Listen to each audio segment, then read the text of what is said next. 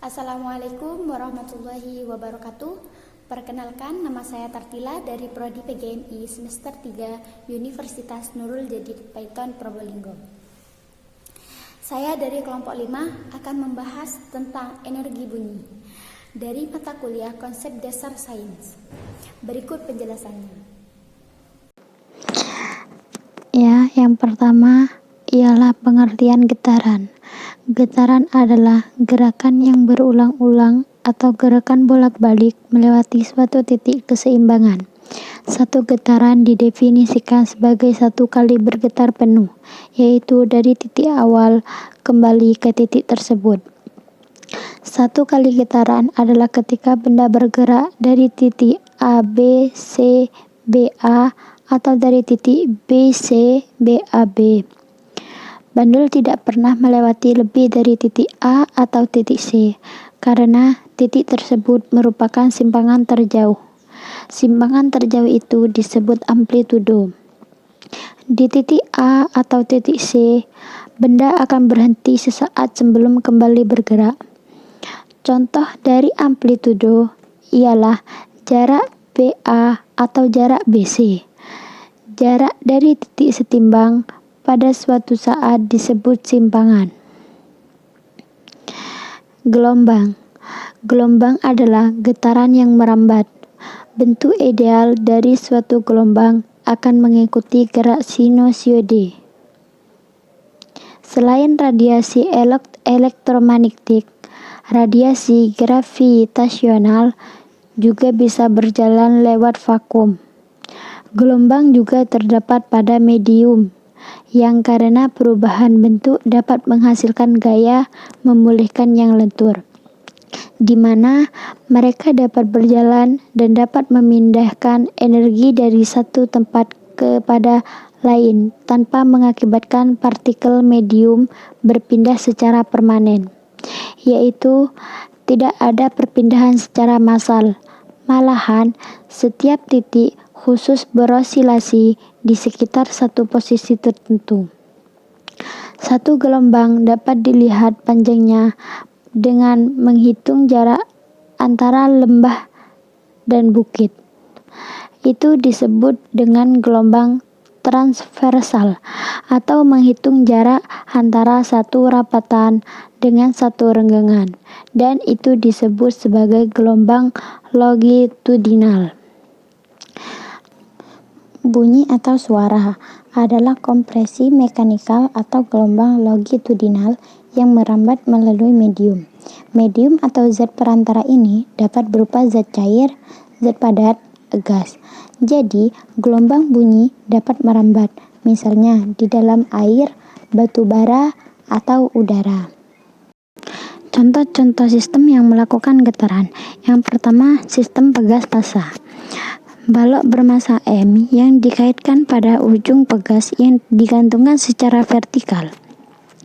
Bila balok M ditarik ke bawah, kemudian dilepaskan, maka balok tersebut akan melakukan gerakan naik turun, berulang-ulang.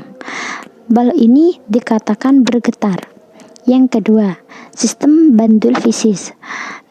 Perhatikan sekarang, bandul yang digantungkan pada sebuah penampang, bila bandul tersebut disimpangkan dari posisi vertikalnya, maka bandul akan berayun, menyimpang ke kanan dan ke kiri secara berulang-ulang, dan bandul dikatakan bergetar. Susunan benda dengan getaran yang mirip dengan itu disebut sistem bandul fisis. Dari dua contoh tadi dapat disimpulkan bahwa getaran adalah suatu gerakan yang khas, yaitu gerakan yang berulang-ulang dan disebut sebagai gerakan periodik. Pada gerakan berulang-ulang itu, yang dimaksud dengan satu getaran lengkap adalah gerakan dari suatu titik awal kembali ke titik awal tadi. Benda yang bergetar sering disebut juga melakukan gerakan harmonis sederhana. Jadi, dapat disimpulkan bahwa getaran harmonis sederhana adalah gerak bolak-balik yang melewati suatu titik kesetimbangan. Frekuensi getaran. Salah satu besaran sering dipakai untuk menggambarkan karakter sebuah getaran adalah frekuensi. Jumlah pengulangan atau getaran lengkap yang terjadi tiap satuan waktu dinamakan frekuensi getaran dan dilambangkan sebagai F. Jadi, satuan getaran dapat berupa getaran per menit, bahkan getaran per jam. Bila satuan waktu dinyatakan dalam sekon, maka didapatkan satuan getaran per sekon, atau sering juga dinamakan siklus per sekon, dan satu getaran per sekon sama dengan satu siklus per sekon, sama dengan 1 Hz, mengikuti nama fisikawan Jerman Heinrich Hertz. Jadi, getaran dengan frekuensi 200 Hz menyatakan bahwa dalam 1 sekon terjadi 200 getaran lengkap. Yang kedua, perambatan bunyi. Perambatan bunyi ialah suatu perpindahan bunyi melalui suatu hambatan atau benda. Bunyi dapat merambat dari sumber bunyi di tempat lain melalui media. Media perambatan bunyi adalah benda padat, cair, dan gas. Perambatan bunyi juga memerlukan waktu. Kecepatan perambatan bunyi disebut juga cepat rambat bunyi. Berdasarkan penelitian, cepat rambat bunyi pada baja kira-kira 6.000 meter per sekon. Di air kira-kira 1.500 meter per sekon. Dan di udara pada suhu 20 derajat Celcius adalah 343 meter per sekon. Yang pertama, bunyi merambat melalui benda padat. Kecepatan perambatan bunyi melalui berbagai jenis benda tidak sama. Perambatan bunyi melalui benda padat lebih cepat terdengar daripada melalui benda cair atau gas. Diingatkan kembali bahwa benda padat ini lebih cepat terdengar daripada melalui benda cair atau gas. Contohnya, tempelkan telingamu ke dinding. Mintalah temanmu untuk memukul bagian dinding yang lain. Bunyi pukulan akan terdengar. Hal ini menunjukkan bahwa bunyi merambat melalui benda padat. Bunyi pukulan dinding terdengar lebih keras melalui dinding daripada melalui udara. Jadi, bunyi merambat lebih baik melalui benda padat daripada udara. Yang kedua, bunyi merambat melalui benda cair. Perambatan bunyi dapat melalui air. Ketika kita membenturkan 2 buah batu di dalam air, bunyinya bisa terdengar dari luar air. Hal ini menunjukkan bahwa bunyi merambat melalui air. Bunyi benturan tersebut lebih lemah dibandingkan bunyi benturan batu di luar air. Hal ini menunjukkan bahwa rambatan bunyi melalui air kurang baik dibanding melalui udara. Yang ketiga, bunyi merambat melalui benda gas. Salah satu benda gas adalah udara. Bunyi dapat melalui udara, seperti bunyi guntur yang sering kita dengar pada saat hujan. Ketika terjadi guntur, tekanan udara berubah, yaitu naik turun. Perubahan tekanan ini terus berpindah melalui bagian-bagian kecil molekul udara. Dengan demikian, gelombang bunyi merambat ke segala penjuru dan terdengar dari berbagai arah. Contoh lain, pada saat lonceng dipukul, kita mendengar bunyinya. Hal ini menunjukkan bahwa bunyi merambat melalui udara. Pembahasan yang terakhir ialah sifat bunyi. Bunyi dapat diserap atau bisa disebut dengan penyerapan bunyi. Sebelumnya, kita sudah ketahui bahwa kita dapat mendengar suara karena adanya getaran, dan getaran itulah yang dapat menimbulkan bunyi. Bunyi dapat merambat melalui 3 cara, yaitu merambat melalui benda padat, merambat melalui benda cair, dan merambat melalui gas. Bunyi mempunyai sifat dapat diserap dan dipantulkan. Bunyi akan dipantulkan jika mengenai benda yang permukaannya keras. Sementara bunyi akan diserap jika mengenai benda yang mempunyai permukaan yang lunak. Yang kedua, bunyi dapat dipantulkan atau bisa disebut dengan pemantulan bunyi. Nah, seperti contoh yang sudah dijelaskan bahwa pantulan bunyi terjadi akibat getaran bunyi mengenai benda dengan permukaan keras. Permukaan keras pada benda tersebut tidak menyerap bunyi, melainkan memantulkannya kembali, sehingga kita dapat mendengar suara dari bunyi yang dipantulkan.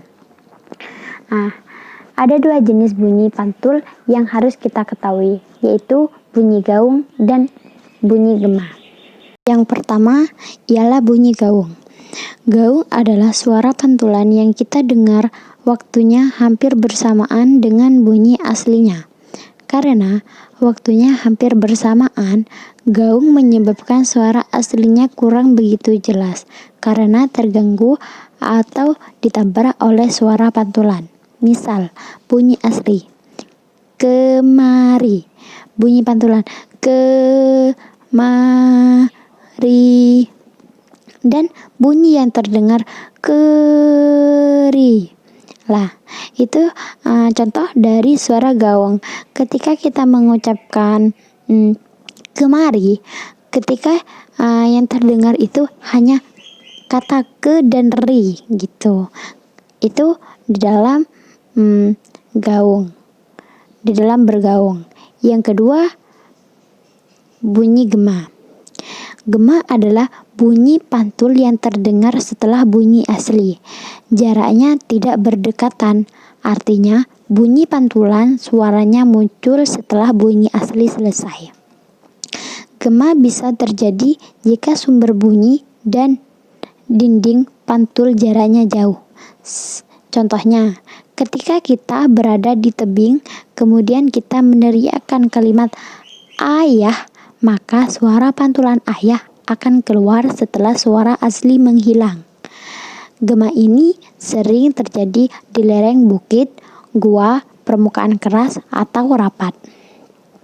Yang bunyi pantul.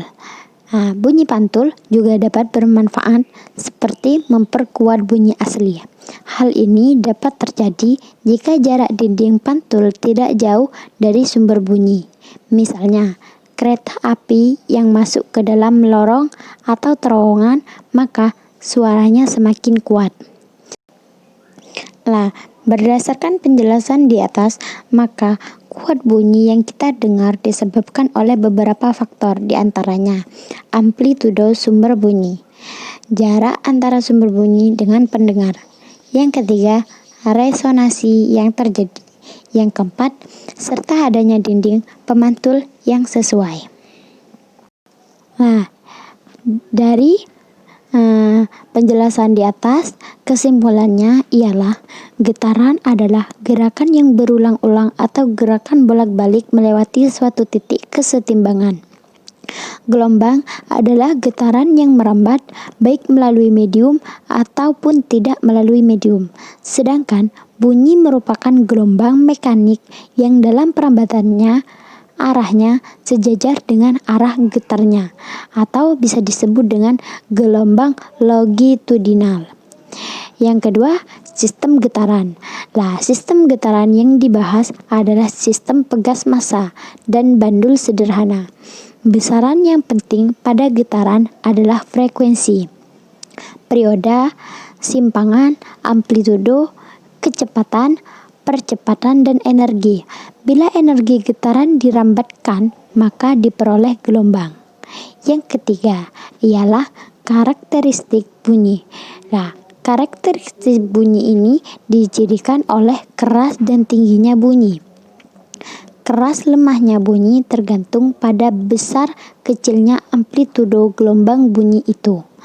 Gelombang bunyi dapat dipantulkan mengalami refleksi, dibiaskan, dilenturkan, dan diserap, seperti gelombang pada umumnya. Gelombang bunyi juga mengalami interferensi. Layangan bunyi terjadi jika dua bunyi beramplitudo sama dan hampir sama frekuensinya bergabung, satu layanan didefinisikan sebagai dua bunyi lemah atau dua bunyi kuat. Efek Doppler pada gelombang bunyi terjadi jika ada gerak relatif antara pendengar dan sumber bunyi. Cukup sekian dari saya. Kurang lebihnya mohon maaf, dan apabila ada kekurangan dari pembahasan dari awal hingga akhir, saya minta maaf yang sebesar-besarnya. Wassalamualaikum warahmatullahi wabarakatuh.